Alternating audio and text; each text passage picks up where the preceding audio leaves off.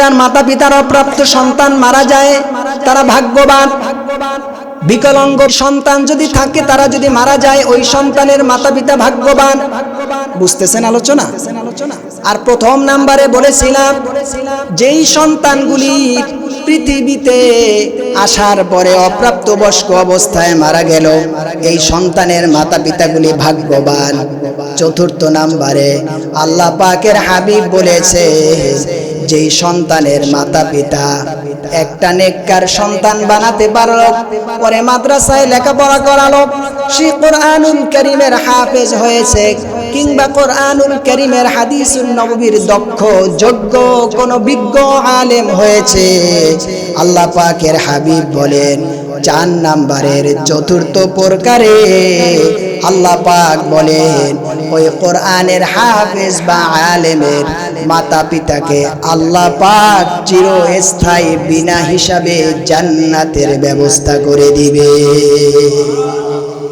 কিভাবে করবেন? আল্লাহ পাকের হাবিব মুহাম্মদ সাল্লাল্লাহু আলাইহি ওয়াসাল্লাম তিনি ইরশাদ ফরমান, মান ক্বরাআল কুরআনা ফাস্তাযহারাহু فأحل حلاله وحرم حرامه أدخله الله الجنة وشفعه في 10 من أهل بيته كلهم قد وجبت له النار। রাসূলুল্লাহ বলেছেন যে কোরআন জানলো, কোরআন বুঝলো, কোরআন অনুযায়ী জীবনকে পরিচালনা করলো, আল্লাহ পাক বলেন তাদেরকে ওই সন্তানের মাতা পিতা সহ 10 জন যাদের নামে জাহান্নাম ওয়াজিব হয়ে গিয়েছে তাদেরকে জাহান্নামটাকে ক্লোজ করে আল্লাহ পাকের অর্ডারে তাদেরকে জান্নাত সে সুপারিশ করে দিয়ে দিবে। শুধুমাত্র তাই নয়, ইকরা ওয়ারতাকি ওয়ারাত্তিল কামা কুনতা তুরাত্তিলু ফিদ দুনিয়া ফাইন্না মানজিলাকা ইনদা আখিরি আয়াতান তাকরাউহা। আল্লাহ পাক কোরআনুল কারীমের 29তম পারার 15তম পৃষ্ঠার সূরাতুল মুজাম্মিলের ভিতরে ইরশাদ করেছেন, আল্লাহ পাক বলেন ওয়ারাত্তিলিল কুরআনা তারতিলা ইন্না সানুলকি আলাইকা কওলান সাকিলা।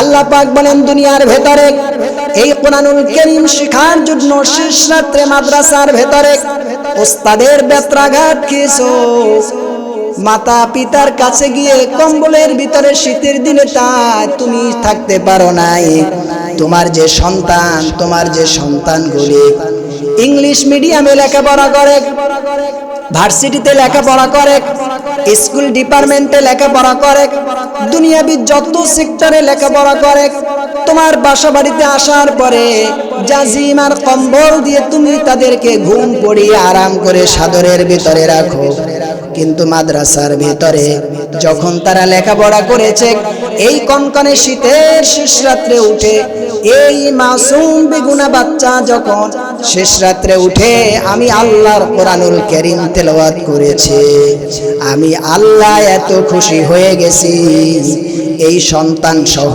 ওর মাতা পিতা, ওর দাদা দাদি, ওর নানা নানি, ওর পাড়া প্রতিবেশী, এই সমস্ত মানুষকে আমি আল্লাহ পাক নিজ কৃপায় তাদেরকে তখন মাফ করে দিয়েছি।